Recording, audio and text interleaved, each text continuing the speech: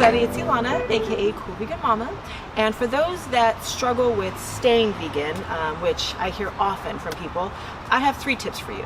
I get DM'd often, and I get emails and sometimes even text messages asking me, how do I stay vegan? Meaning me, Ilana, how do you stay vegan? And so, for me it's always a simple answer is I was ready to make a change. So here's some 3 tips to help you, because not everybody feels that same way, or they have a hard time really staying focused and going for it. So tip number 1 is adjust your perspective. Like I just said, I was ready. I felt ready for a change. I was listening to my body needed more energy, and I went for it. I literally went plant-based overnight. And so I think that if you start considering going vegan as a diet, and to me diets bring pressure, diets tend to bring unrealistic expectations, and I'm not saying all diets are bad, but I'm just saying the concept of a diet has always stressed me out.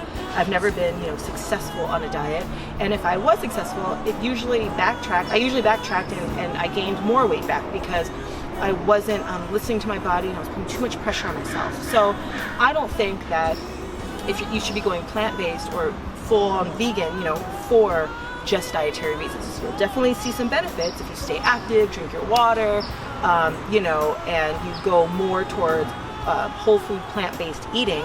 You'll definitely see some changes. But anyway, so the first tip is adjust your perspective. If you're not ready, then take some more time. You don't have to put too much pressure on yourself. I mean, I don't think there's a deadline of when you have to go vegan. I mean, I think everyone should, but you individually, listen to your body and know that not everybody does it overnight. Some people transition. And so speaking of that, tip number 2 is have a buddy or have someone that you really feel like will support you, and maybe together you can do this together, whether it's your mom, whether it's your partner. Like I went overnight with my son's father, who's my partner. We did this, we never looked back. And I think that you may have a coworker, you may have a neighbor, but someone who will share recipes with you, someone who will want to try the food that you ate, who will talk about documentaries with you. So that way you don't feel alone, because it can feel lonely at times. I mean, our home is vegan, but when I step outside, I forget, oh yeah, there's that fast food spot right around the corner from us. Yeah, not everybody's vegan. Or I see people buying meat at the store, and it reminds me, we are not majority in this whole society, but you can still enjoy the lifestyle. So find someone who will support you, who won't ask you, oh, did you have eggs for breakfast? Or are you sure you don't want that turkey for Thanksgiving?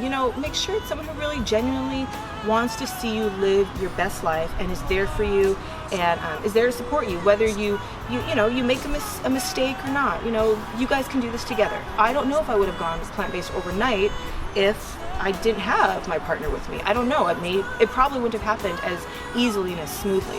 And then that brings me to point number 3, which is make sure your home is filled with, foods that you love, foods that are healthy, foods that you can put out if guests come over, foods you can rely on if you get sick and you can't make it to your favorite vegan restaurant. I mean, I know you can always order in, but there should be a really good balance. Not only will it save you money, it'll also save you from having too much processed food. Make sure you have that balance, because it is too, when you have everything set out and you're prepared, it makes a lot of things so much easier and so much more enjoyable, and you have what you need within reach.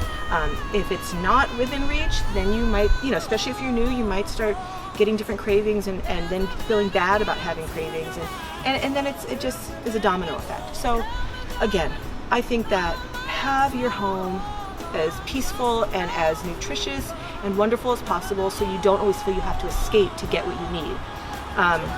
So anyway, so those 3, there's so many other tips, but I think those 3 are just general enough to kind of keep you on track. So again, I'll go over them. The first one is adjust your perspective and be ready.